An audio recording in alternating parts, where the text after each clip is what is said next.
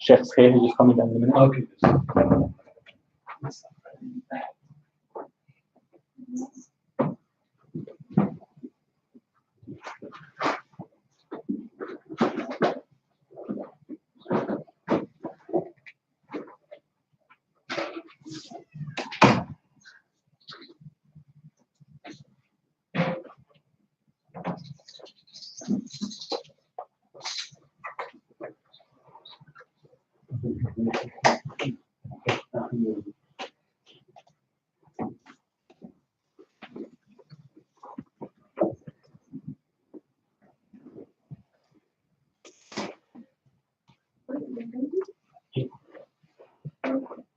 Yeah, give me 1 second. I'll do it.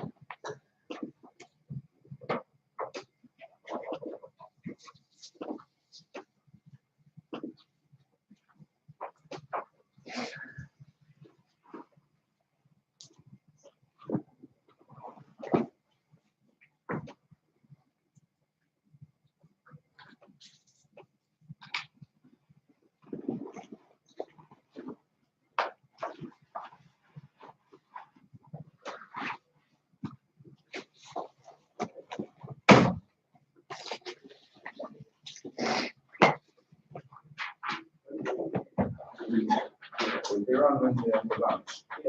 Wednesday over lunch and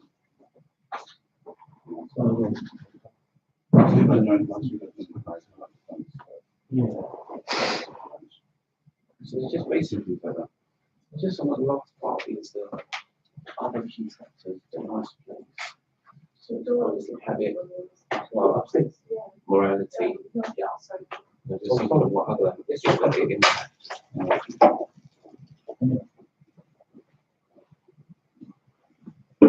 Like I said, don't overthink it. Just you've done plenty. I think there's time to like just Keep it on slide. just time to wrap it up. Yeah. Okay. So I can.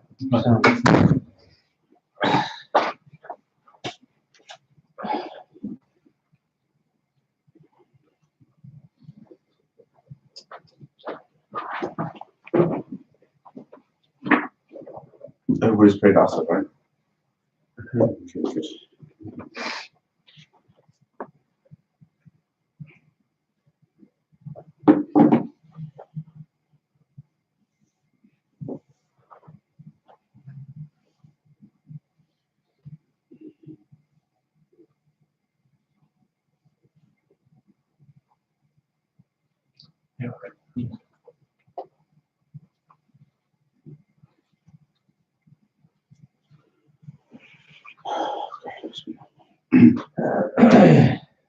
Alhamdulillah, wassalatu wassalamu ala rasulillah wa ala alihi wa ashabihi wa ala ma ba'd.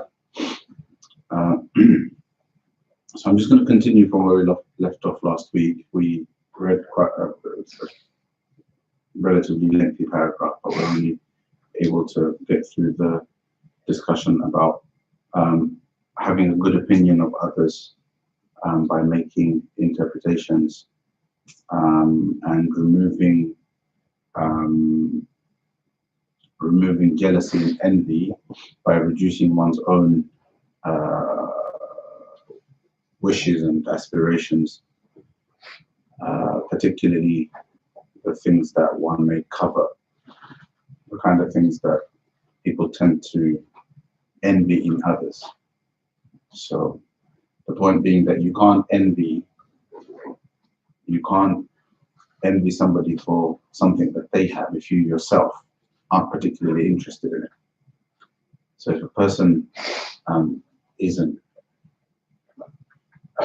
doesn't value the dunya as their ultimate goal, or aspects of the dunya as part of their objectives in life, then they don't longingly look at the fact that other people are enjoying the trappings of the dunya.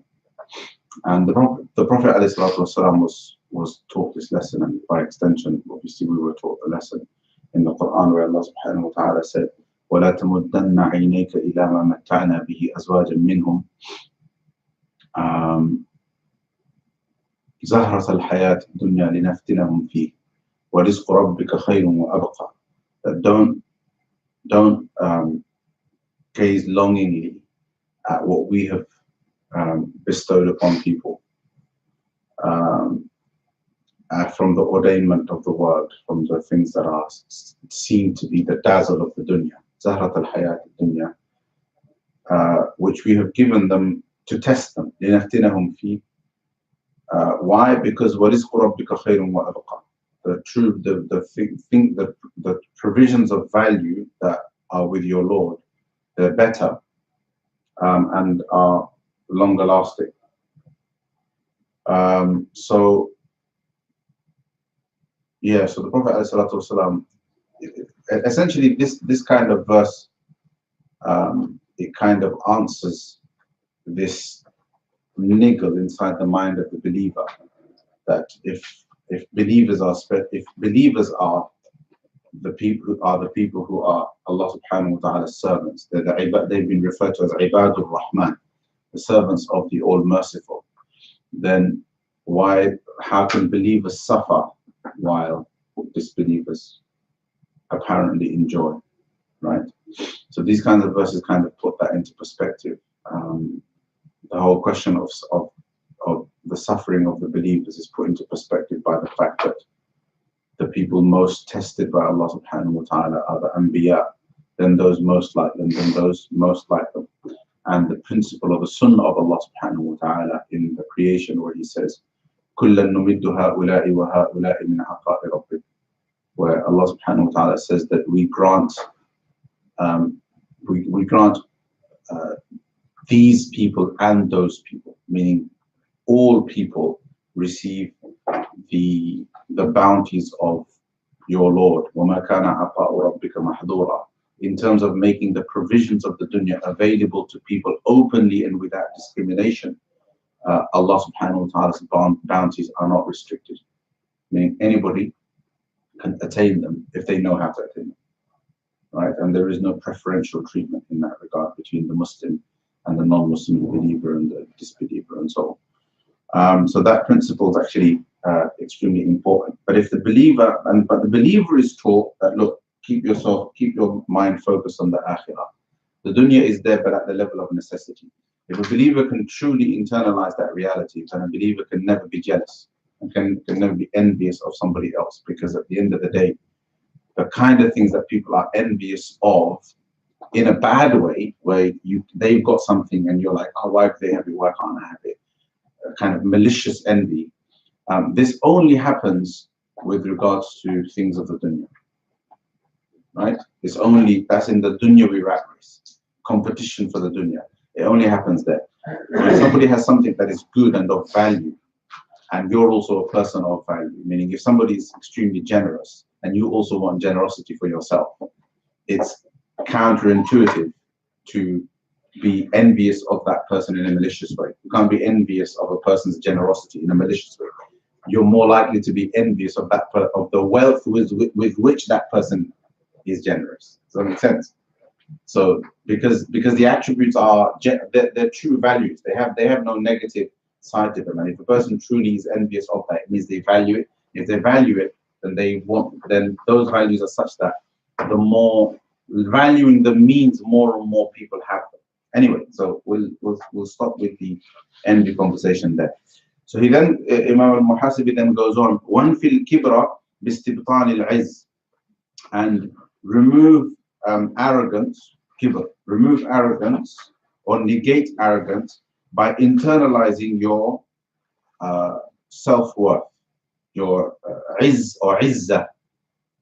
So most of us are familiar with that word. It's used in Arabic and Bengali and Urdu, and it's the word izzah, right? So that's what izz is here. So the idea is that a person's sense of a person's self-respect, your own sense of self-worth. So this is a really interesting piece of advice. I found this wording really fascinating. So negate arrogance by internalizing your self-worth, your self value, or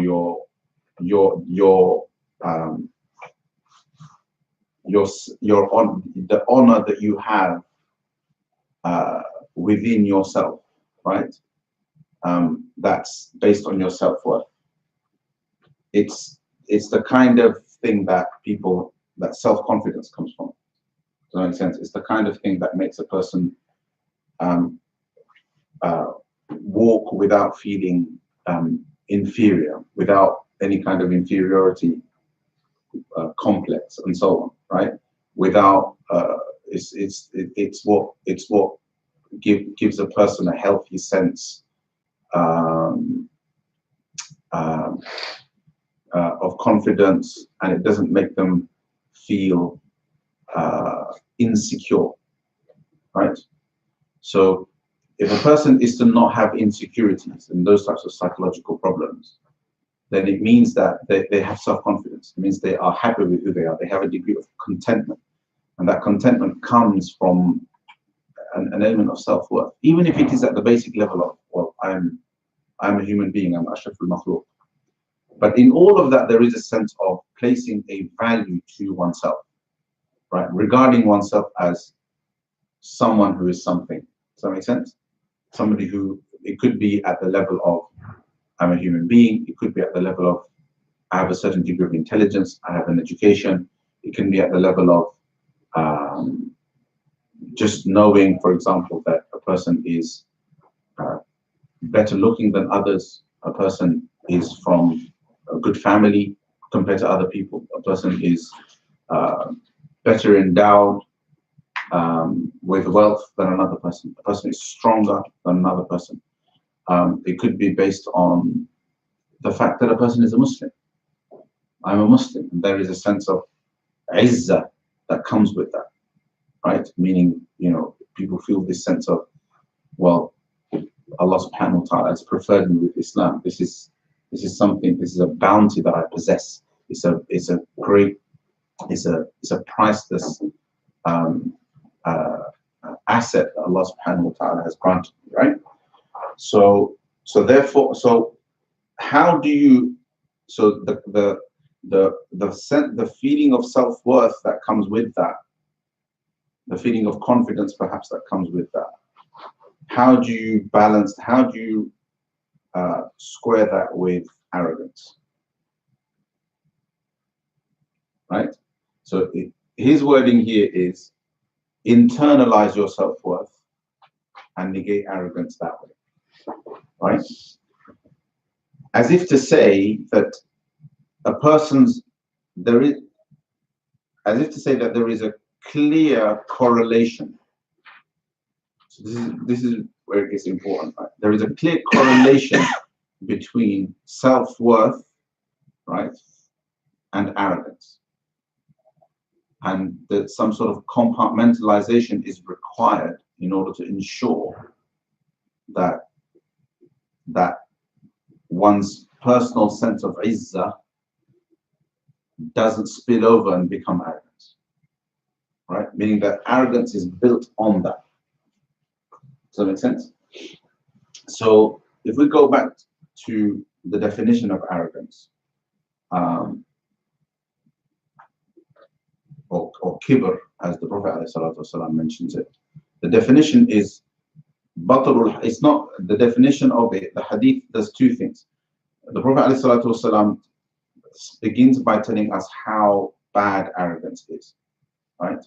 And how it is viewed in the eyes of Allah subhanahu wa ta'ala. So he says, لا يدخل الجنة من كان في قلبه مثقال ذرة من خردل من كبر. Right? So anybody who has a mustard seed's worth of arrogance will not enter paradise. Will never enter.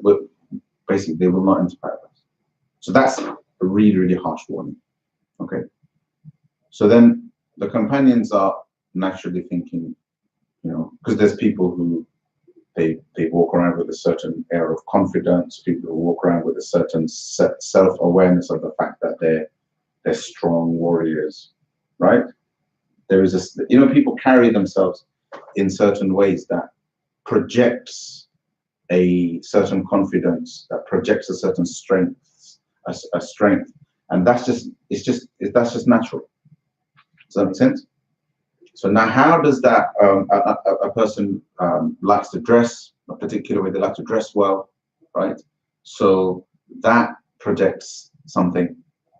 So all of those things. Another person is very well respected. They're the imam of the masjid, or they're a teacher, or they're those kind of things. And there's people always walking around them, and there is self-worth associated with that, and so forth. So the Sahaba posed that question to the Prophet ﷺ, but they posed it in a very materialistic way. They said, what about if a person likes to wear nice clothes and nice shoes? Right? Sahaba kind of they focus on the question, on this issue of aesthetics, and so what if a person, you know, just like they want to wear good clothes, right? They like to dress well. They like to wear things that are nice and perhaps expensive and things like that. But the focus here was on beauty, on the beauty aspect. That when a person wants to look good. And the Prophet ﷺ said, "Inna Allah jamilun yuhibbul jamal." So he countered that by saying, no, wanting to look clean and dress well and so on and so forth, these are aspects of natural beauty that Allah subhanahu wa ta'ala likes, and Allah is beautiful and He loves beauty. And then he says, Al-kibru batrul haqqi wa khamsun nas. This is the part that is, so that it defines arrogance. A lot of people focus on the definition of arrogance and ignore the context of the hadith. The context of the hadith is as important as the definition. So the definition is that arrogance is denial of the truth and belittling other people. Al-kibru batrul haqqi wa khamsun nas. Right? If you put the two together, the context of the hadith then tells us that people's confidence, their dress sense, their whatever ni'mah Allah subhanahu wa ta'ala has endowed upon them, when that is normally and naturally on display, without an air of belittling other people, making other people feel uncomfortable about themselves, making other people feel inadequate about themselves, and so on, deliberately, then that is not arrogance. Arrogance is when a person seeks to make others feel small by belittling them. Arrogance is when a person's self-confidence is such, or a person's their own sense of self-worth is such that they cannot accept the truth from anyone but themselves. Does that make sense? Or they won't accept the truth from somebody that they themselves see as beneath them. Right? That is when it's arrogant. Okay? Imam Muhasibi's advice is, your confidence in yourself, try to internalize it as much as you can. Deal with arrogance by internalizing your self-worth. As if to say, don't put too much of it on display. Don't project it too much. right? Meaning almost as if in his mind, and he's not necessarily explaining it, I'm reading into this word istibtan. Istibtan is to seek to make something internal, make something as part of your batin, make your confidence in your self-worth part of your batin rather than part of your zahir. Does that make sense? Because the more it is on display, the more it will impact others. And the more it is on display and it impacts others, it will also impact upon you. When you project it onto others, it will partly project onto yourself. Meaning whatever comes out, whatever is on display should be very, very natural. It shouldn't be something that we are forcing out. Does that make sense? So there is a question then of to what extent is it bad for a person to deliberately display what they have been naturally endowed with, or display their wealth, something like that, right? Make a show of it. So here it depends again on why they do it. It depends on why they do it. There are two aspects of riya, of showing off, that we have to differentiate. One is the really, really bad riya is riya that is based upon the riya that is doing a deed that is supposed to be purely for the sake of Allah subhanahu wa ta'ala, for the sake of others. So you show off with your ibadah, you show off with your good deeds which you are supposed to do for the sake of Allah subhanahu wa ta'ala alone, but you do it for the sake of others. Meaning, had it not been for those others, had it not been for getting a good name in society and in community, right, you would not have done it. Does that make sense? So therefore, so that's your worst scenario. Your worst scenario is when if it wasn't for the public spectacle, you would not have done it. You wouldn't have bothered with it. Then there is absolutely no ikhlas, right? The second stage is you enjoy the public spectacle, you enjoy the public celebration, you enjoy the fact that other people are going to celebrate you and see it, but you, even if that wasn't the case, you would have still done it because you want to do it for the sake of Allah subhanahu wa ta'ala. Meaning there is a mixture. There is a mixture of both enjoying the celebrity, the adulation, and the praise that comes with it, right? But also wanting to do it for the sake of Allah subhanahu wa ta'ala as well, right? And then finally there is doing it no matter what, regardless, right? And demonstrating one's ikhlas by mixing one's ibadah so that one does as much of it in secret as they do in the open. Does that make sense? So their ikhlas is constantly being pure, being on the one hand tested in the domain of the public, where there is a public display of goodness, but it is also being purified because there is also a private domain of worship that they are committed to. Does that make sense? So there's riya insofar as showing our good, our ibadah, our sadaqah, our khairat, our good, our charity, the good that we do in society, and so on and so forth. That's one aspect of riya.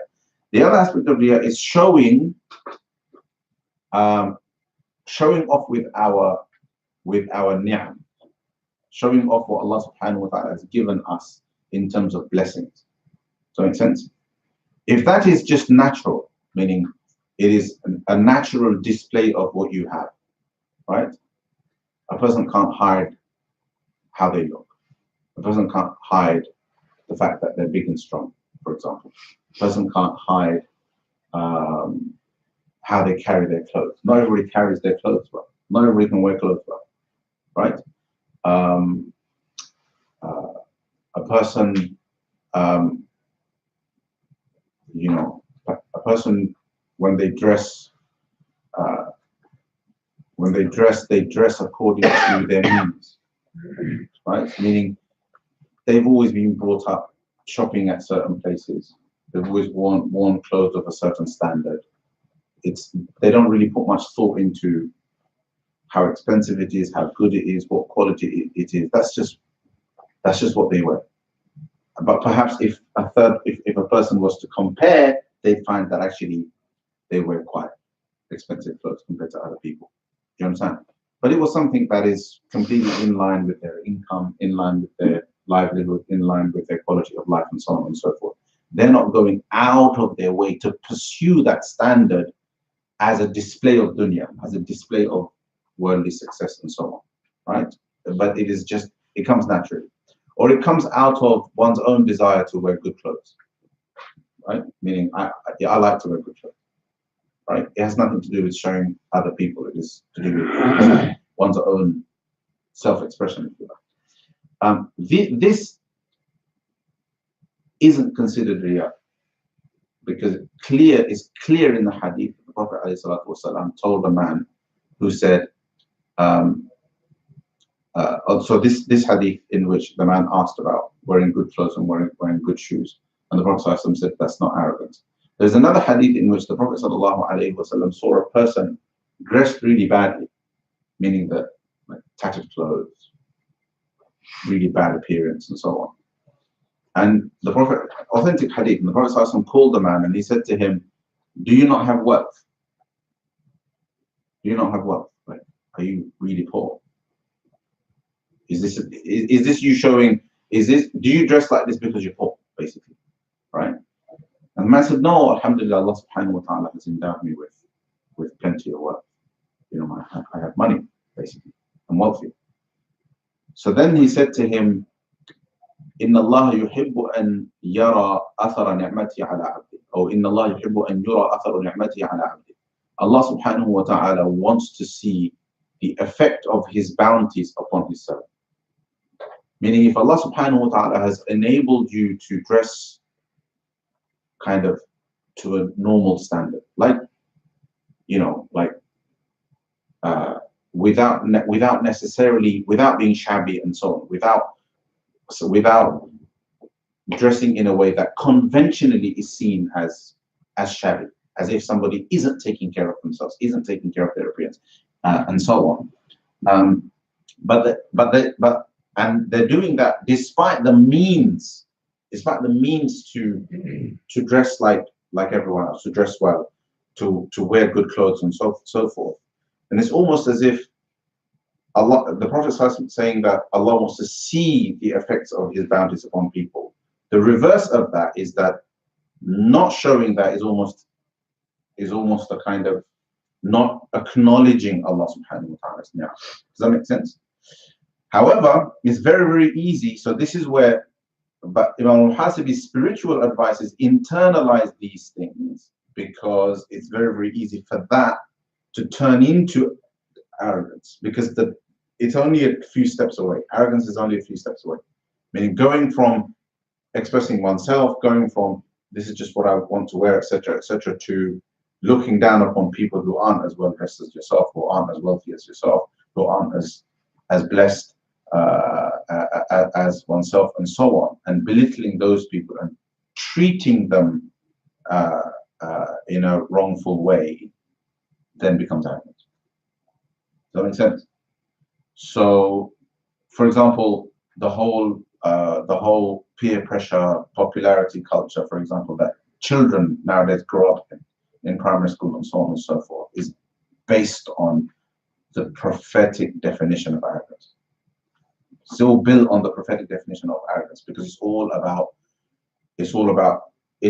raising your profile, but by lowering the profile of others. You belittle others in order to boost your own image. That makes sense? The whole bullying culture, etc., etc. This is why tarbiyah on that stuff, like my children, for example, for me, and you know, it isn't like I totally get it, because you know, I remember, because obviously you've been through secondary school and things like that, and I remember that culture, and I don't think I necessarily fall on the right side of the line. I think in terms of how I was back then, right? But for me, then having been through that experience, for me, for my children to be involved in bullying, for example, right, is a major issue. You know what I'm saying? Because it's two severe sins. It's dhulm and arrogance. It's arrogance. It's dhulm out of arrogance. It's oppressing others out of arrogance, out of belittling them, right? So, those are things to be basically careful of. And we live in a culture of arrogance, by the way. That's the whole project your kind of image. Too much of it is tainted with the whole kind of looking down on other people. The whole myth-taking culture and so on and so forth. It's all spiritually really, really problematic. Okay. So does that mean, okay, so if a person is to internalize, so I suppose, look, I can conclude like this. There's no contradiction between confidence and arrogance. So does internalizing one's self-worth mean that one has to act humble?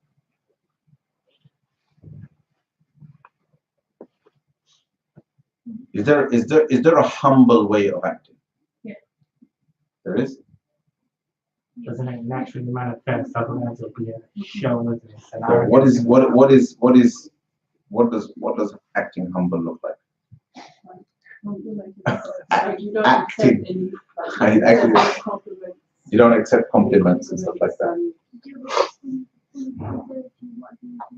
Do we have any evidence that the Prophet ﷺ gave us any guidance on accepting compliments? Do we have any guidance? Yes. Accepting. Oh. That's in the Prophet ﷺ provided guidance when it comes to giving. On giving, the Prophet ﷺ provided guidance on giving compliments, not on accepting. I don't know of any guidance on accepting compliments. It's gracious to accept. If a person compliments you, okay,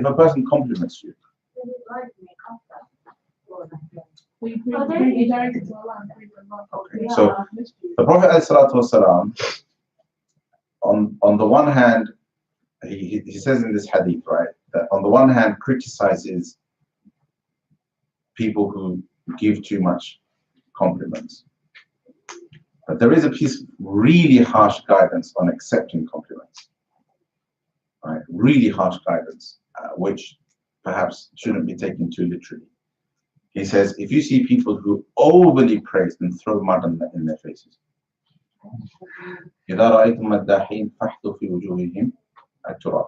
Simply because it's unnatural to praise people too much, number one. Number two, it shows it's potentially it's bad for both people, meaning it's bad for the person who's doing it and it's bad for the person who's receiving it. And the reason why the Prophet ﷺ said throw mud in their faces, I suppose you can rather than literally interpret that, simply interpret that as a kind of rebuke, right? Meaning rather don't take it but rebuke it, right? Is because they're causing harm to you. If a person's constantly praising you, they're doing harm to your religion. Do you understand? Because they're making it difficult for you to do what Imam al-Muhasibi is saying, which is internalize your self-worth. It's very difficult to internalize something. It's constantly being put on display by people who are maddahin. Maddahin are people who are publicly, right, voicing praise. Yeah? Oh, so-and-so is such and such, and he's this and he's that, and she's this and she's that, and they're constantly doing it in public for whatever reason.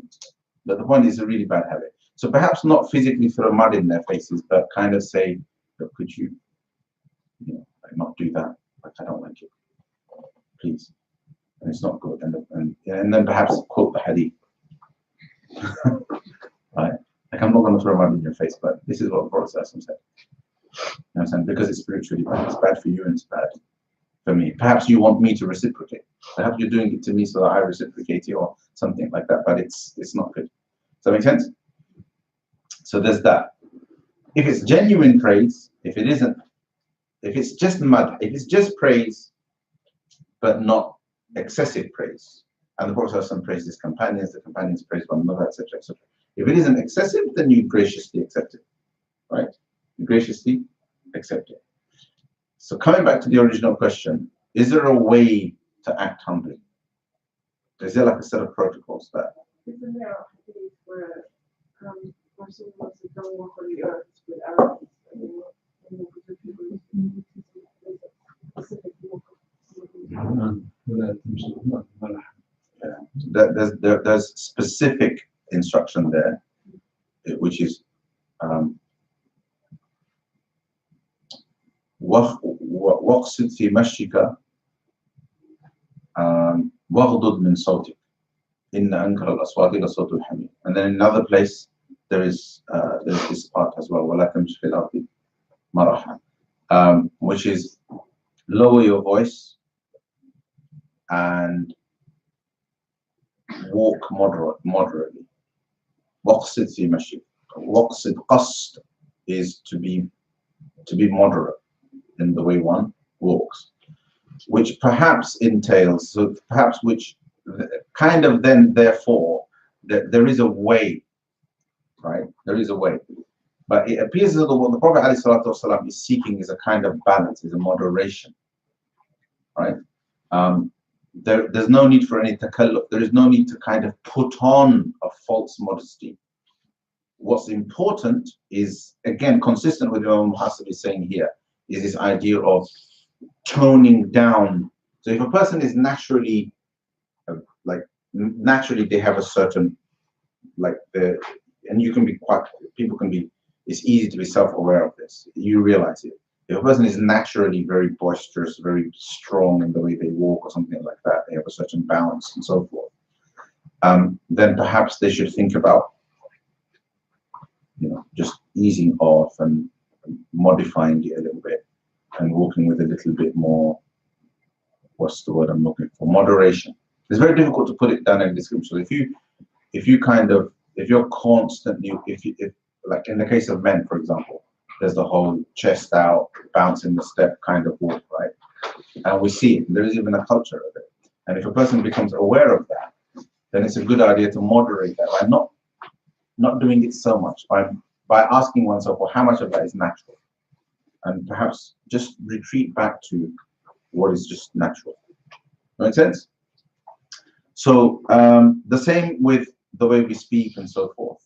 So it's a difficult one. I find that one really difficult, right? Meaning, if you feel that perhaps you come across too loud and intimidating when you speak, then think about how that can be moderated. But beyond that, there isn't necessarily a need to really push the other way and try to be extra humble, because that's probably going to be quite unnatural to do. But there is value, for example, in being calm, not being kind of being conscious of not being loud and dominating in conversation and things like that. Does that make sense?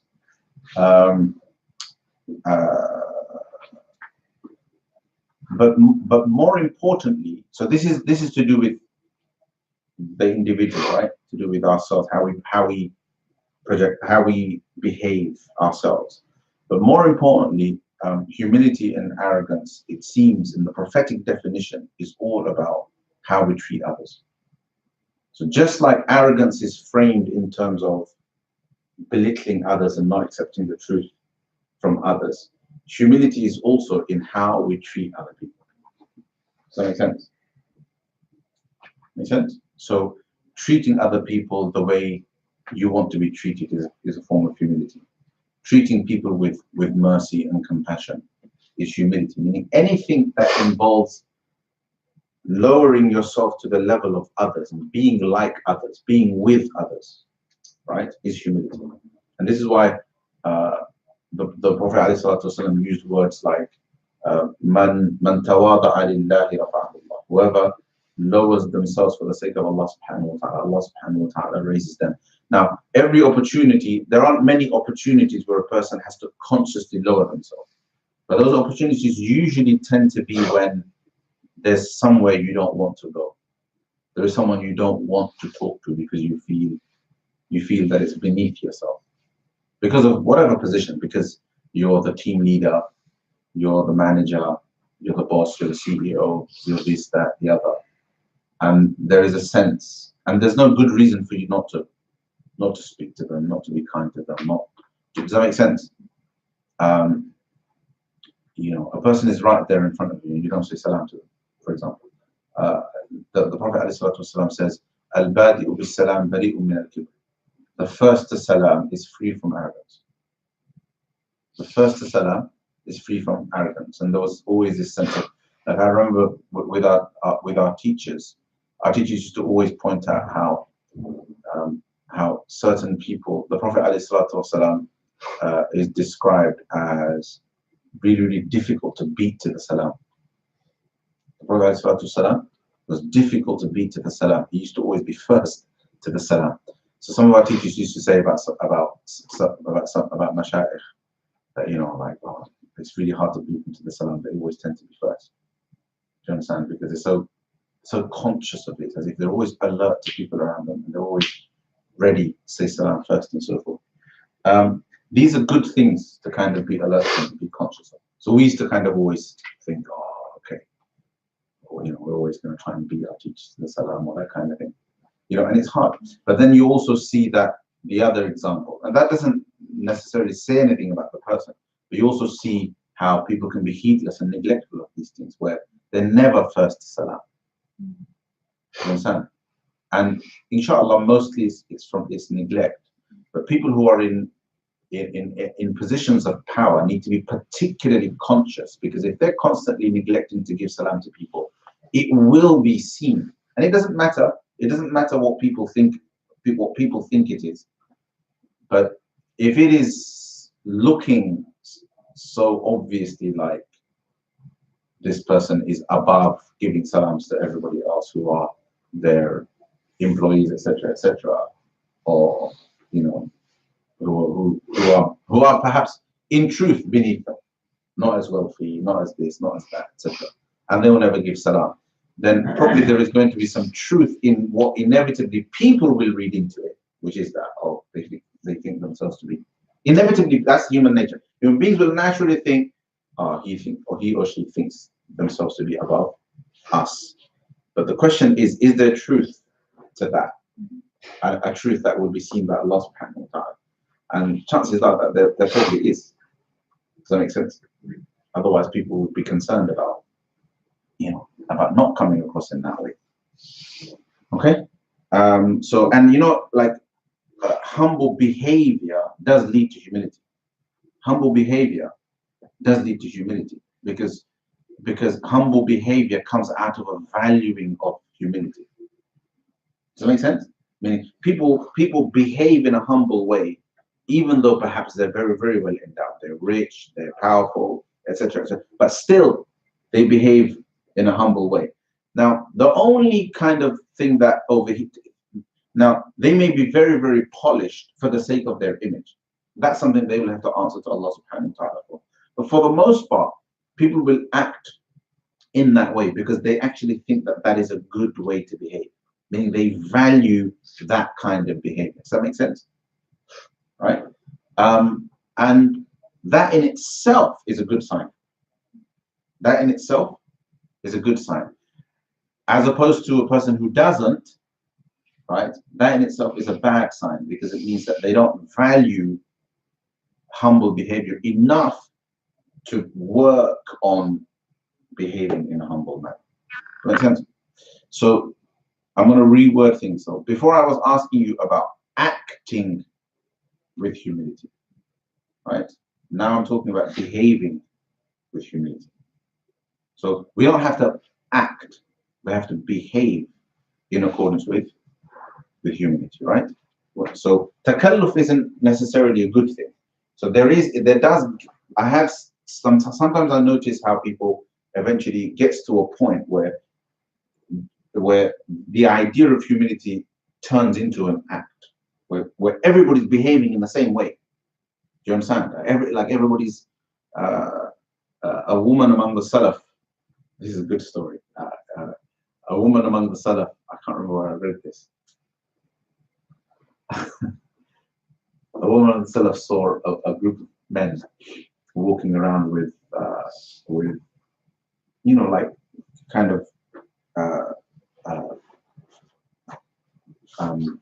like badly clothed, if you like shabby clothing, eyes down, hunched shoulders, and the woman looked at them and said, "Who in the world are these people?" Like kind of to this effect, she commented and says, "Who in the world are these people? Like, what do they think they are? We knew people like Umar, right? You know, when he walked, he walked with pace, right? When he spoke, you heard him, and when he hit you, it hurt."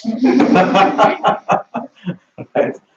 Meaning that it's really interesting, because when you saw this behavior, and that it was the statement is alluding to what had become a stereotype of what we call of Sufi behavior at the time, about certain people who felt that somehow it was a part of spirituality to act in a meek kind of way. And her comment was directed at that stereotype. Not everybody was like that, but there was a certain stereotype that had developed about certain people. And she was addressing that stereotype, trying to say that, well, Umar was the opposite of this. Was he somehow not humble? Was he arrogant? And is his behavior somehow bad? Because now there is this stereotype that is telling us that this is how we have to be. We have to be quiet and like that.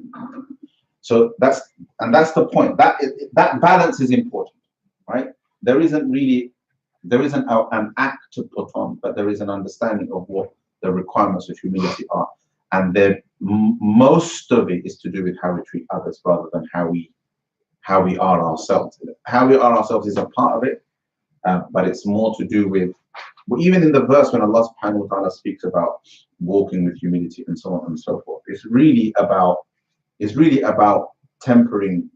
It's really about arrogance there.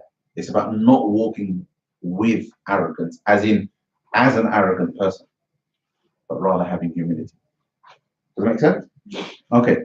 And the reason why it's important to really discuss this is because we live in an individualistic culture where there is so much anania and so much selfishness, and people's life is so much about themselves that, and with celebrity culture and easy access to celebrity and so on and so forth, that essentially, it's like, arrogance is a value now.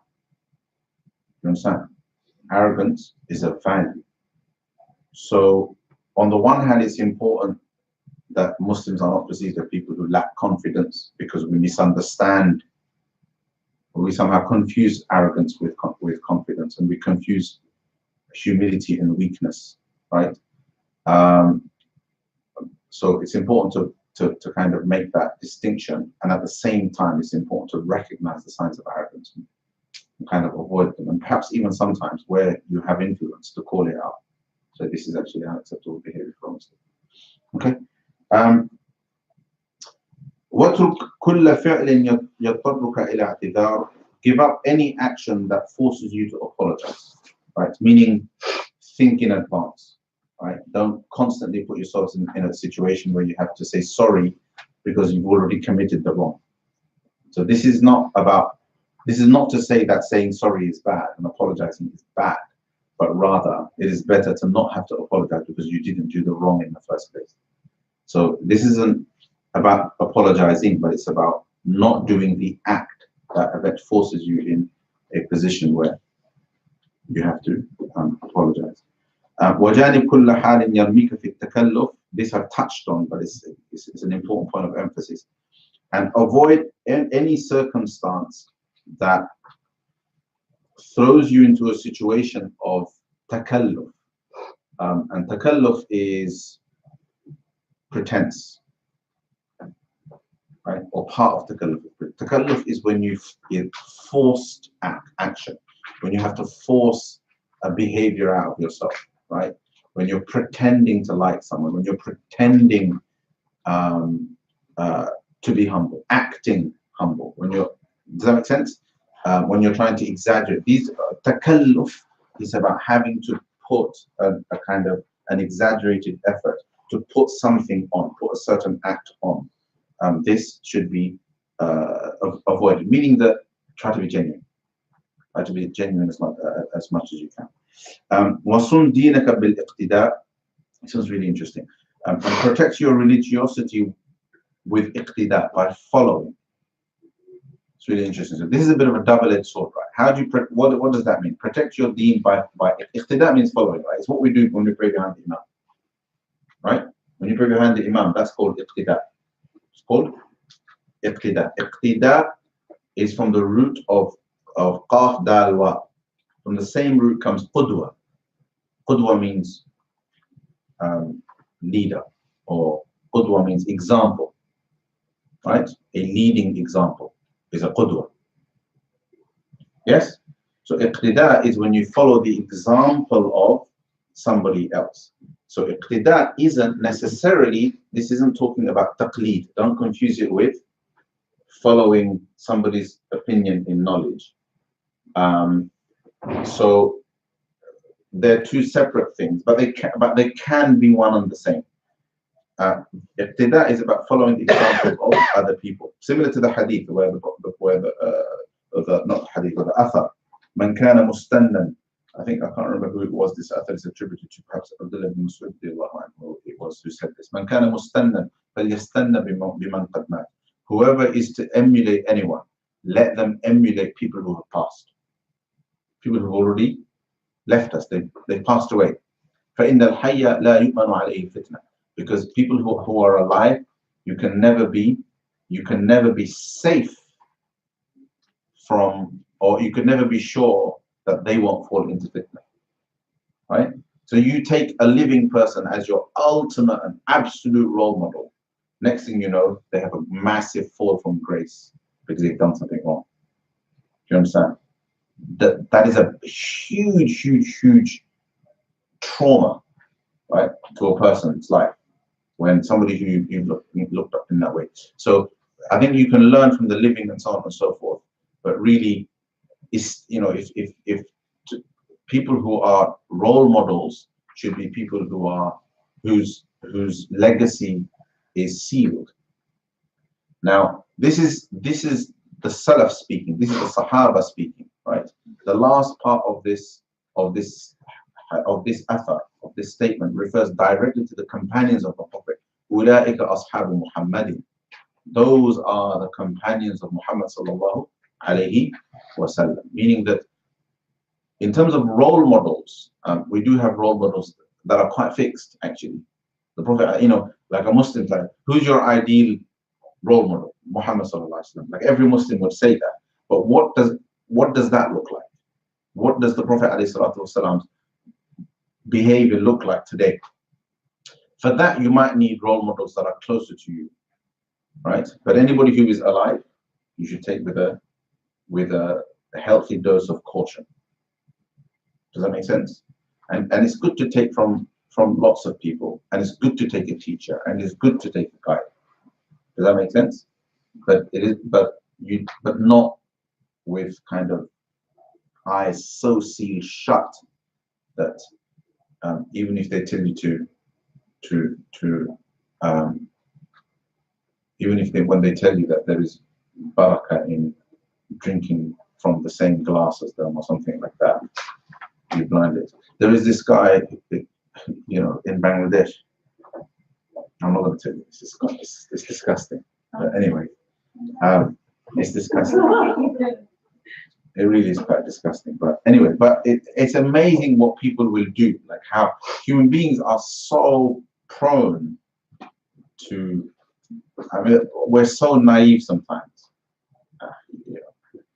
I'll tell you this one, right? One guy said he was fundraising, and I said, this guy's still around actually. I don't know, we don't know him by name. He said, whoever gives me £1,000, I will take you by the hand and take you to Jannah. And people are like, oh my God. And you're like, you know, don't like, yes, take teachers, benefit from people and so on and so forth, but don't like, come on. Did I tell you the story about, like, I was reading the website of a sheikh, you know, and apparently he can see through the eyes of his students. Do you understand? It's like, we're not going to accept things that we don't, like, nobody has even dared to attribute to the Prophet. Do you understand? About people today. That's just not going to happen. Do you understand? But people, like, say crazy stuff. Okay? So, yes, it's good. One sheikh, said that a sheikh in spirituality, the greatest benefit of a sheikh in spirituality is that you have a close role model, because the Prophet, the Sahaba, the Salaf, meaning the early generations of Muslims as role models, is something that you get intellectually, but the lack of proximity can be a barrier. Does that make sense? Meaning you can read about it and marvel at it, but you can't really copy it, because an example that is intellectually understood is difficult to copy, whereas it's very, very easy to copy the example of somebody who is alive, who is around, who you can see. Which is why, like, make role models of people who you have access to. Make teachers of people that you have access to, because you'll see because there is an example to live by. Otherwise, you're just living by your own example. But you have an idea in your head. You have these ideas in your head that you're trying to turn into some sort of lived example, but you haven't really seen it done. Does that make sense? Okay, so it's in that sense that you protect your deen by following the examples of others, meaning the examples of people who are better. So I suppose a good contemporary way to put this is that it would be that in our spiritual tradition, mentorship is a good thing. To accept people who you, in your judgment, are better than you spiritually, are more educated than you spirituality. Ideally, perhaps somebody who is a alim and a scholar and so forth, whose example you like and you find to be consistent with what you find in the seerah and so on. Following their example is a way to protect one's own feet. Otherwise, what happens is your ananiya takes over. Your ananiya takes over, meaning your self-centeredness, a person's self-centeredness takes over, and essentially even religiosity becomes about self-expression. Does that make sense? So it's like, I like going to the gym and pumping iron. All of a sudden, that's the most important thing in religion. You understand? All of a sudden, the only hadith I know is the stronger believer is better than the weaker believer. Right? And there is good in all of them. All of a sudden, that hadith is now prominent in my mind. Why? Because I like pumping iron. Do you understand my point? That what is important in religion becomes tied with my own self-expression, what I live by, my own personal code. Okay, and that's that's a dangerous situation to be in. وَاحْفَظْ أَمَانَتَكَ بِطَلَبِ الْعِلْمِ. Protect your trust by seeking knowledge. I'm not sure of what he means by that, right? But the literal translation perhaps can give you an idea. Protect your trust by seeking knowledge.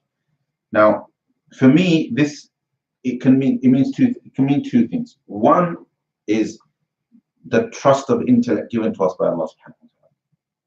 We protect the trust of intellect given to us by Allah subhanahu wa ta'ala by seeking knowledge. Right? Alternatively, one of the meanings of amana is iman. One of the meanings of amana is iman. Amana also means iman. So amana is a trust. You know what amana means, right? Amana is like a trust.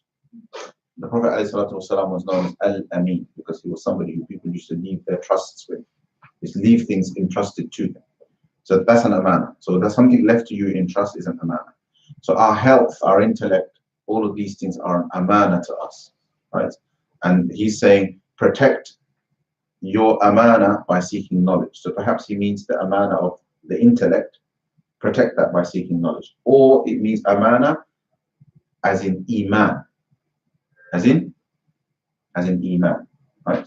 Strangely, interestingly, there is a hadith that equates amana to iman. لا إيمان لمن لا أمانة له. There is no faith, there is no iman in the person who has no amana, who has no trustworthiness. So however you put it, the point of it is whether it's iman, whether it's trustworthiness, or whether it is the trust of intellect. Interestingly, all three of them, it would be accurate to say that all three of them, the protection of all three is in knowledge, is in seeking knowledge. The protection of iman is in seeking knowledge. The protection of the trust of the intellect is by seeking knowledge. And the protection of trustworthiness is by seeking knowledge. Because ultimately, if you are not a person who is endowed, who knows the importance of protecting trust and doing it correctly, you won't be able to do it. All right. So these are all potential interpretations of that line. وَحَسِّنْ عَقْلَبَ بِآدَابِ أَهْلِ الْحِلْمِ. Again, very good advice. وَحَسِّنْ عَقْلَ. Hassan means is like hisn means castle, right? Like a fort. Yeah. So therefore, hassin means like protecting, surrounding something with a wall, like basically protecting it, right? So protect your intellect, hassin aqla, protect your intellect with the etiquettes of the people of forbearance. Hilm means forbearance. Hilm also means intelligence, right? And therefore, it is almost synonymous to wisdom. Synonymous to wisdom, because with wisdom comes forbearance. Hilm, halami. Okay. So how do we protect our intellect? Through the etiquettes of the people of Hilm. This is mature people who are people of wisdom, right? I did say this to you, I'm sure of it. Do you remember I said that statement that our teachers used to say, that with 1 ton of knowledge you need 10 tons of intelligence. Do you remember I said that? Well, there you go, right? This is basically what he's saying. He's saying you might have a lot of knowledge, or you might have read a lot of books, or you might know a lot of hadith or a lot of Quran and so on and so forth, but ultimately you can only know what to do with that and how to behave with that by seeing it enacted in a wise way, used in a wise way, right? So for example, it's actually a bit of a stereotype that people of knowledge are harsh. People who, and most of us who go through the journey of knowledge go through this phase where we're really snappy and harsh at people. Does that make sense? Because knowing, having a heightened sense of right and wrong makes you quick to judge, quick to criticize, quick to correct. Does that make sense? Whereas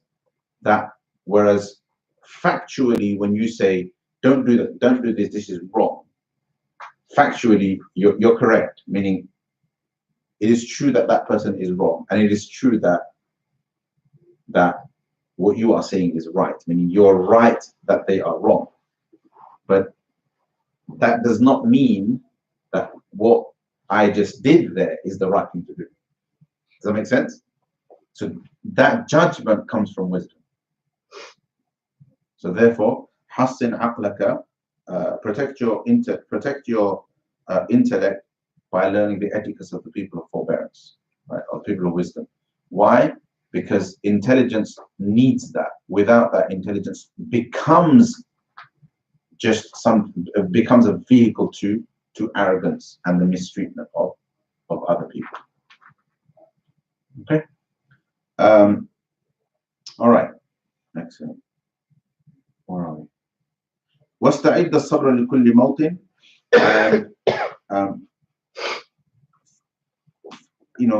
Prepare for. I'll translate it like this. I think it makes sense. So prepare for every destination with patience. Prepare for every. I mean, the literal translation is prepare patience for every destination, for every place. Wherever you go, kind of make the intention. Okay, I'm taking my patience with me. Does that make sense? Wherever you go, take your patience with you. All right. So the morning dua when you leave home, the morning dua is a really good one. Allahumma inni a'udhu bika. Allahumma inni.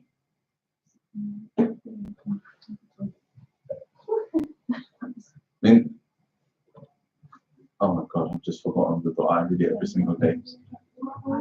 You know you said about the how to remember. Same here. اللهم إني أعوذ بك من أن أضل أو أضل أو أزل أو أزل أو أظلم أو أظلم أو أجهل أو يجهل علي. Oh Allah, I seek refuge in you from going astray, being led astray, أضل أو أضل, or slipping, meaning making an error, slipping, right? أزل or being made to slip. أو أظلم أو أظلم أو أضل أو أضل أو أزل أو أظلم أو أظلم علي, or that I oppress someone or somebody oppresses me. Does that make sense? So that's kind of what you say in the morning when you leave home, and then of course it's Bismillah tawakkal Allah, statement of tawakkul, etc. So essentially you're asking for patience. Do you understand? Because particularly when you say that I don't slip and nobody slips against me, and I don't oppress, I don't oppress and nobody oppresses me. You're basically making dua for patience. Anyway,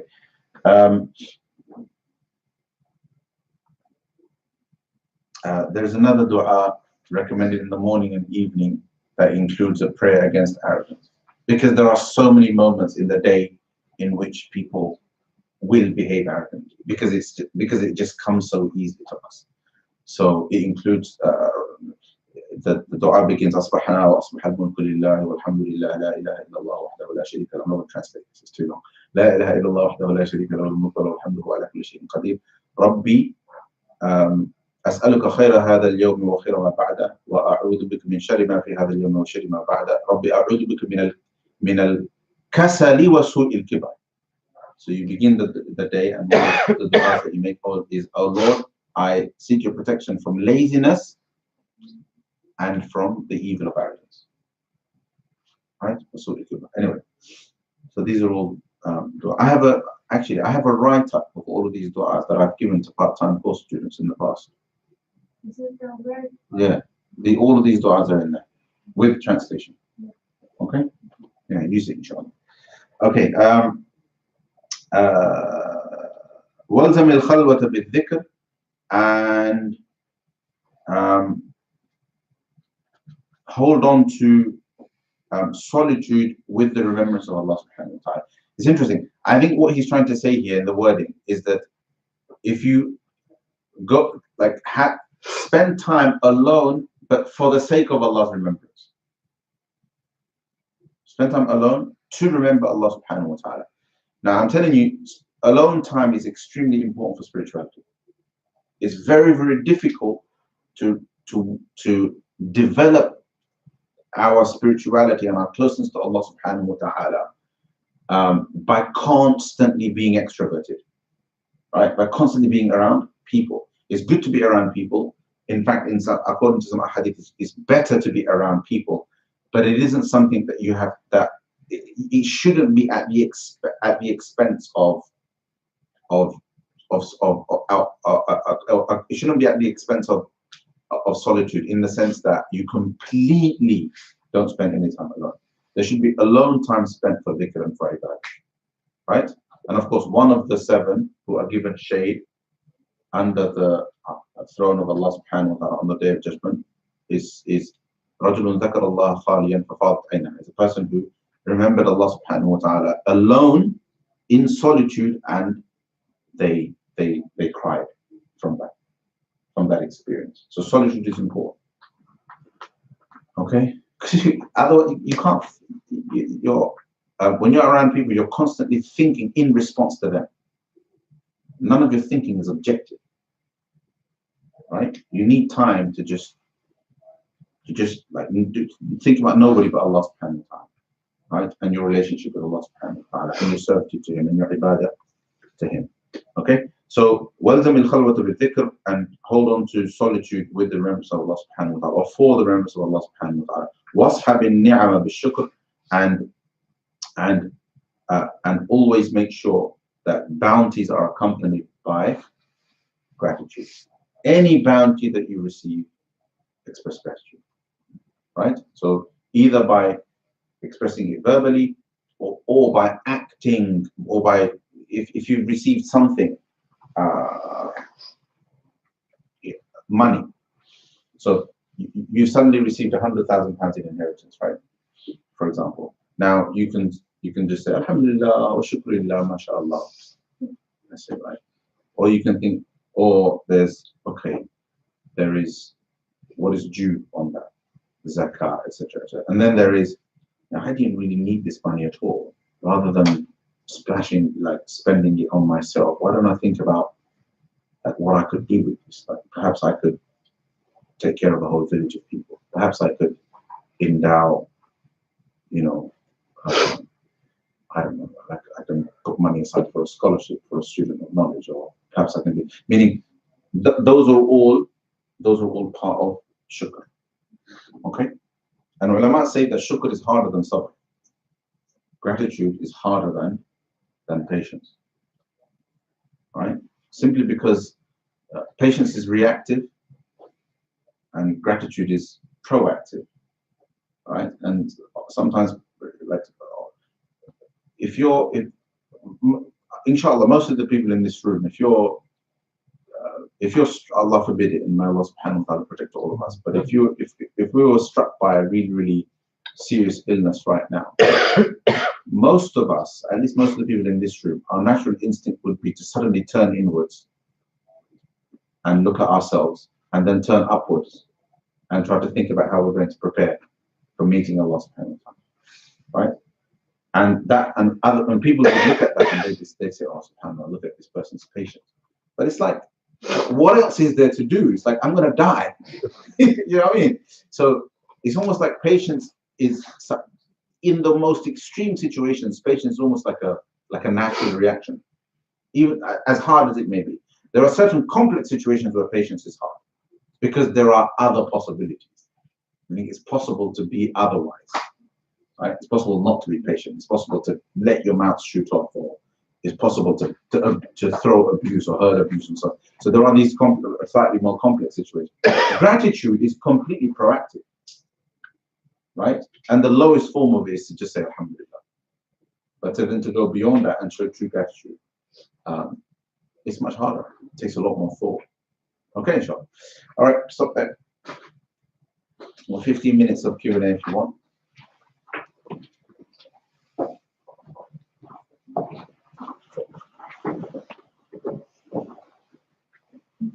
Sure. Question. So we go back to that format. You can ask about anything, and anybody that has to go can go. Okay. What's a good practical way to maintain iman in your life?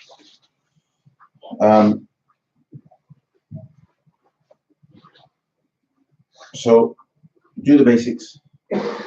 Do the basics and do some more. So the difficulty with that kind of advice is that the thing that comes to mind immediately of the person receiving that advice is, well, I'm asking you because I'm struggling with that. Does that make sense? Meaning, I'm asking that advice. How do you maintain your iman, etc.? Because I'm struggling with doing my salah or getting up for fajr, and so on and so forth. So the point is that, so I suppose, yes, but it's also useful to look at that situation critically and try to address the problem logically, right? So, you know, do we not get up?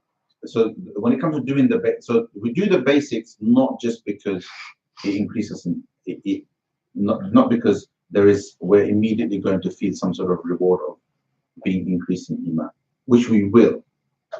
But perhaps increasing in iman isn't a strong enough motivation to do your fara'id, right?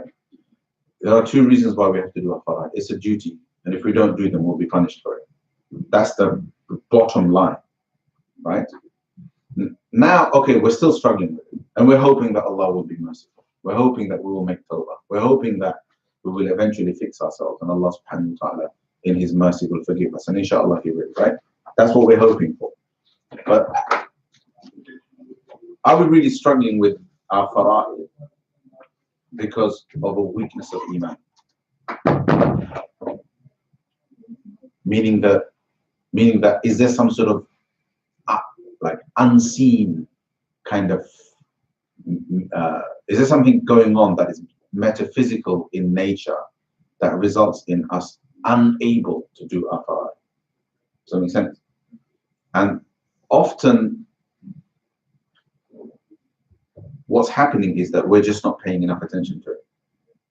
Often what's happening is because almost everybody will find that there are other aspects of their lives that require waking up on time, that require timekeeping, that require discipline, that require attention to detail, that are fine. We're doing it every day to get to work. We're multitasking constantly. We're putting ourselves in difficult and embarrassing situations for the sake of our jobs, for the sake of our families, etc., etc. We're managing deadlines. We're taking breaks, for mundane things, right? Meaning all of the things that we need to make it possible for us to pray, right, are happening. We're managing in our lives. The only person that maybe has a legitimate excuse is they can't handle anything. Like anything that's to do with discipline, anything that's to do with timekeeping, anything that's to do with waking up, they just can't handle. Their life is a total wreck, right? Their life is a complete and utter train wreck. Somebody like that, you can say, oh, you know what? I can see how you're struggling to get up for Fajr. And I can see how, like, holding onto a 5-time salah routine is really difficult for you because you're not holding onto a job, you're not eating on time, you can't handle your medication. It's like, oh, you know what? we need to go to social services and get you help or something like that, right? But most of us are not that person. Most of us are managing our jobs and so forth. So the question then is, well, then why? Right? And so the first step to building up our iman is to kind of do a bit of internal reflection and really start asking tough questions about, well, what is really important, right? And how important is this to me, and so forth. And that is a constant effort. It's not a one. Some people, it's a one-off. Some people, like, it's a moment for them. Like, they have this moment where, like, enough is enough. What am I doing? And from the next day, boom. I take this thing. The next day, they're in the masjid for Fajr, etc., etc. That works for some people, right? For other people, there needs to be a constant regurgitation of that thought process. Do you understand? Like, I'm not that moment guy. Like, me personally, like, I can't change in a moment. Do you understand? Like, it's a hard slog, grind and hard slog, right? There's people, like, there's both stereotypes exist in people. But ultimately, if you're not, the only person who can fix your iman is you, and it requires for it to preoccupy you as much as your job does. It has to preoccupy you. It has to bother you. It has to stress you out as much as you not getting your promotion. Right? It has to stress you out as much as the frustration of being in a job that you don't want to be in. It has to stress you out as much as being overcrowded at home. You understand? That kind of preoccupation is what results in a fix, because those other things in your life you're going to fix. One way or another, you're going to fix them because your mind is preoccupied with them. You truly see those things as a problem, right? Yeah. Now, if you're also preoccupied by the fact that, why is it so difficult for me to do X, Y, and Z thing that's to do with my worship?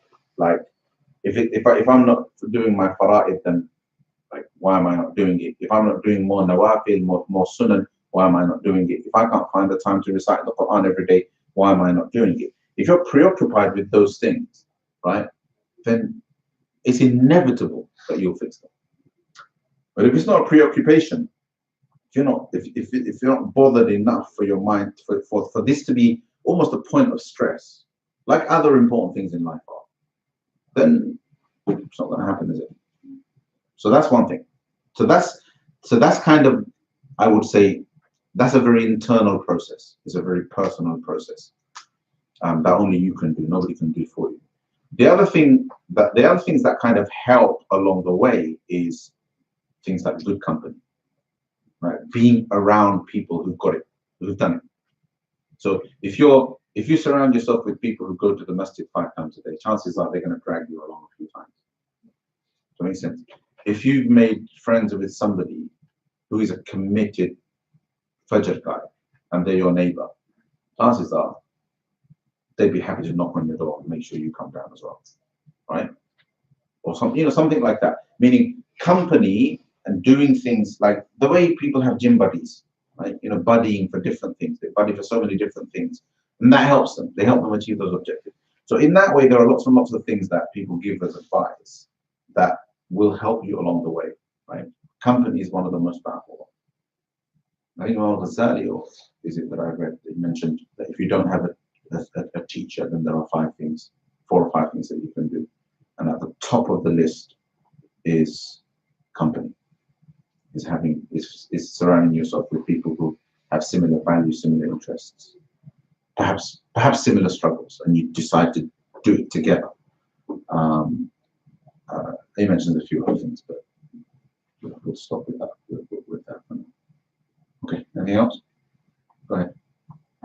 I had a question regarding conscience. So, in Islam, what does conscience mean, and how do you measure Conscience? Conscience, yes. So I'm asking because in computing, like we have, say, we use things like artificial intelligence, robotic intelligence, and all that coming up. So often, like, I don't know, like there's these questions about can one day, like, these robots, these devices, can they take over the world? Can they become human? So obviously they can't. I mean, we are humans, and they're just objective. So I'll tell you when that question, the way you framed it, I'll tell you when that question bothered me quite a bit, was when they were talking about cloning, right? Because there was this idea that a human being could be cloned. You understand? So therefore, the cloned human being, are they human? Now, what does that mean for us? What does it mean in Shari'i terms, right? So the kind of questions that would come into our minds is, well, do they have a soul?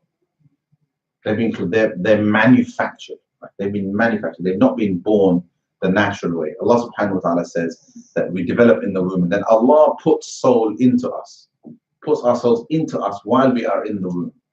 And this person hasn't developed in that natural way. They've developed in an alternative way, right?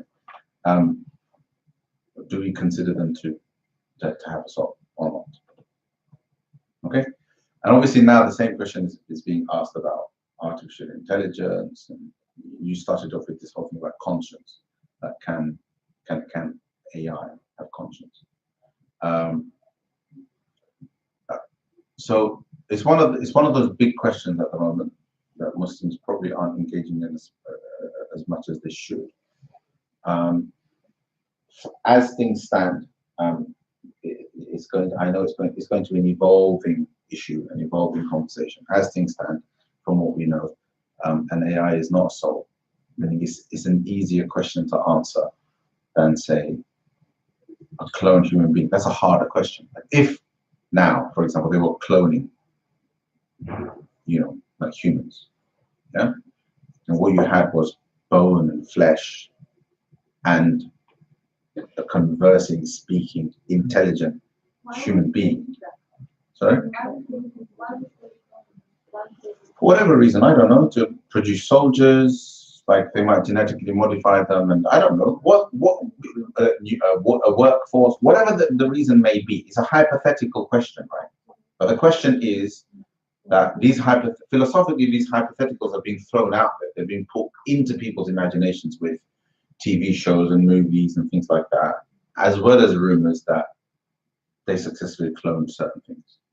Does that make sense? And that the only thing that's getting in the way. I mean, I read a long time ago, after the story came out of Dolly the sheep being cloned, right, which is a confirmed story, I believe, that the only thing getting in the way of cloning human beings is ethics. That theoretically they can do it. So now when that clone is animated and it comes to life, so to speak, right? If it now behaves like any other human being, yeah, because its biological development, if you like, is done. I mean, once you're born, you're born. Once you've become body and flesh, you become it. After that, it's all about the internal stuff. It's all about mind and spirit and soul and conscience, as you said, and intelligence. It's about those things. But what if they were displaying all of that, right? So when they came to life and when they were animated, what came to life? If what came to life is exactly the same as the next human being, then you have to say that then you'd have to perhaps entertain the possibility that Allah subhanahu wa ta'ala blowing a soul into a human being is something that would happen at a particular stage of a human being's development, regardless of whether that development happened in the room or outside of the room. Because cloning replicates, it kind of mimics the development of the fetus inside the womb. Yes? So those are very, very big ethical questions, and because the questions are complicated, perhaps they haven't yet done it. Whereas AI is easier because it's a machine. Does that make sense? The ethical question, the Shari'i question with AI is that ethically, to what extent is it permissible? Do you understand? Right? Like, to what extent, how far can we go with robotics? What are the ethical dilemmas? What are the ethical questions that the Sharia brings up and so on? Can they make conscious decisions? Can an AI be, so as far as we know so far, right, that an AI is process driven. It isn't, they haven't yet been able to develop artificial intelligence, although the rumor mill's kind of rife with various ideas, but they haven't been able to mimic emotion, the emotional faculties of the human being, from which really morality doesn't come from intellect. Does that make sense? It comes from a combination of intellect and emotion. Yeah, and it is the emotional aspect that is, like, theoretically at least, it seems impossible to create in an AI. At the end of the day, what the AI can do is it can manage logical processes for you, as long as you are willing to delegate those logical processes on the basis of mathematics, if you like. If you're willing to delegate those processes to the AI, and therefore, questions around conscience and so on and so on and so forth, I think they're still quite far away.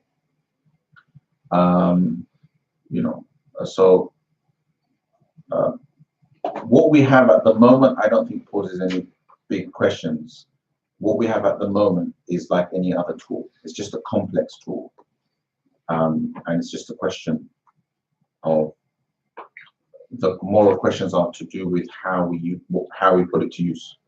Does that make sense? There are other moral questions around how, at a state level, around how that impacts the workforce, how that impacts livelihood, how that impacts the environment, how that impacts the world, and so on, that would have to be considered collectively at the level of, like, rulers and so on and so forth, and like senior ulama. And as far as I know, those conversations aren't happening. But I saw a documentary where some of the big Silicon Valley tech entrepreneurs were asked this question about, well, the kind of the dilemma that AI, from an economic point of view, the dilemma that AI represents for the workforce, AI and robotics represents for the workforce, in that people will become redundant. And the tech entrepreneur's answer to it was that, well, let people have an easy life and give people, let the robots do the work, and let the robots earn the money and let people enjoy it. So give people stipends, basically. Let people live off of stipends. The people who don't have work, because we've now developed these technological solutions that are able to do their work for them, right? Like instead of the JSA or and so on, because wealth is now so abundant because of artificial intelligence and robotics, right? Share that wealth with people and let them enjoy it for free. That was their solution. I've not read Eric Palmer. Huh? There's a chap called Eric Palmer. He indicates clearly, I believe him, that human beings need work. Yeah, they need work. So there's, obviously there is. He obviously hasn't, but that was his proposition. But that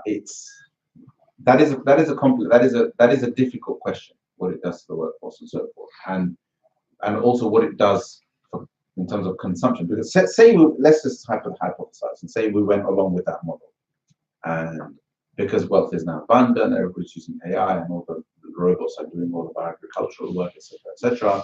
Everything's being done for us. All we have to do is chill, right? What are we turning ourselves into? I mean, essentially, we have slaves who provide for us, and we just consume. Right, and what does that do? What does that do to the human race? There's a wonderful short story called The Machine Stops by Ian Forster, written in 1909 or something. If you read it, it's so appreciative. It's about this effectively. Yeah. So when we had the conference, the EC conference, did any of you go to the EC convention? Sheikh Hakim Murad spoke about this, and he spoke about he bemoaned the fact that ulama are not. What were his three challenges? He thought that there were three big challenges. One was artificial intelligence. Environmental. The other was the environment. The artificial intelligence one, he had this interesting heading for it. What do you call it? The singularity. Singularity. I spoke about singularity, right? And then the other was the environment. Like the big issues for the world that Muslims are not engaged in because their ulama are not engaged in these conversations were the singularity, which is AI and all this stuff, the environment, and this whole issue of Gender fluidity. But do we have any sort of organizations or people working? Isn't he leading on something? I think there's a lot of individual work. There isn't a lot of organized work. Muslims aren't very organized, and where they are organized, their work isn't sophisticated enough to be. There is work that you can do to provide guidance. So, for example, if the South Africans are organized to an extent, as a minority, a good example of a minority community that's quite organized because they're quite, for the most part, they're quite monolithic, right? Meaning that most of them are like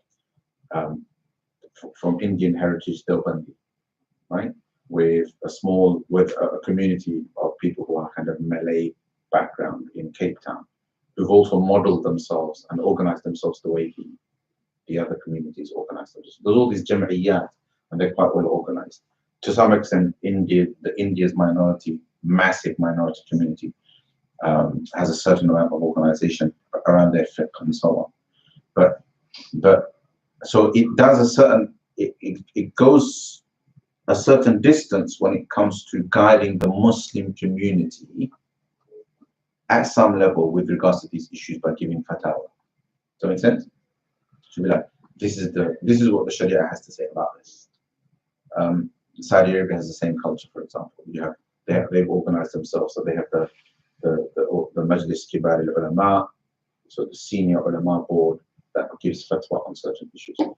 So that's as far as capturing the attention of not all Muslims, but practicing Muslims who look to ulama for their guidance. The other is engaging in these issues at a level that would engage the world.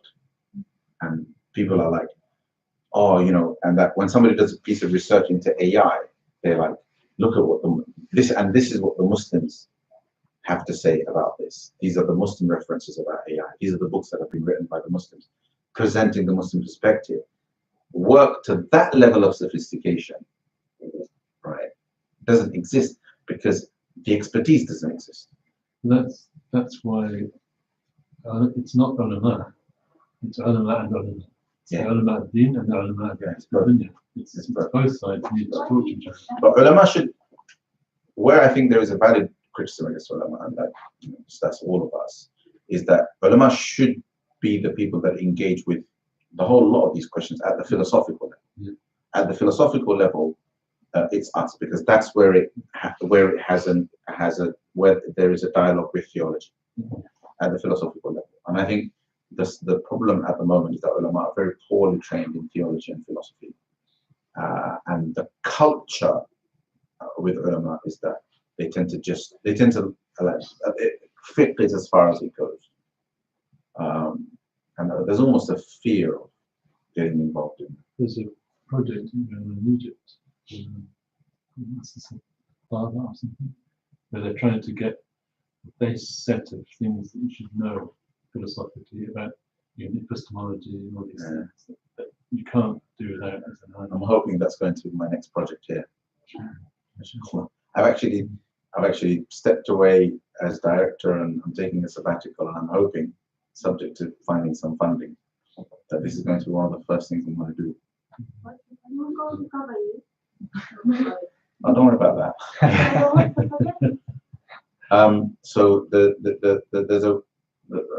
a project.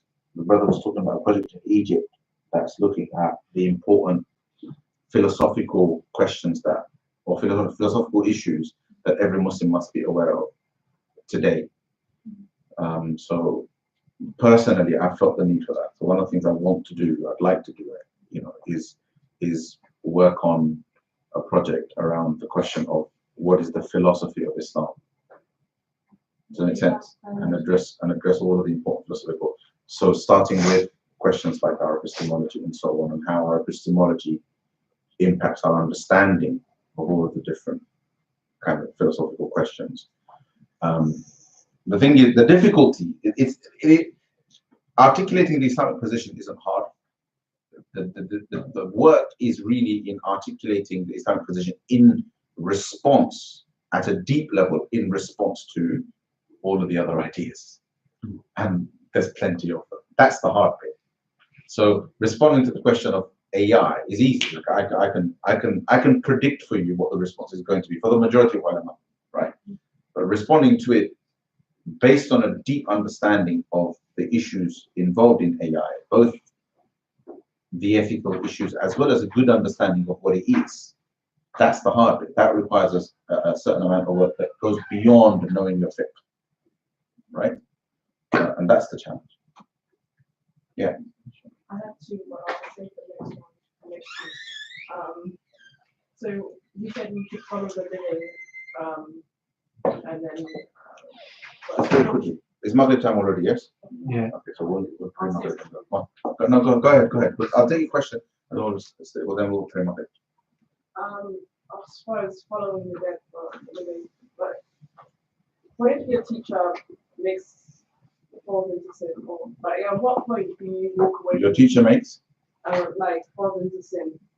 Let's say you're following a teacher and he makes a mistake. So I mean, look. So what point do you take the way you rationalize it is easy, right? Because we weren't even told to follow the Sahaba unconditionally.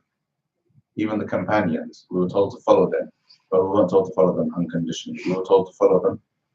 We were told that the pleasure of Allah subhanahu wa ta'ala isn't contingent upon following the Sahaba, but contingent upon following the Sahaba in good. وَالَّذِينَ اتَّبَعُوهُمْ بِإِحْسَانٍ. So when we follow them in ihsan, because Sahaba committed sin, do we follow that?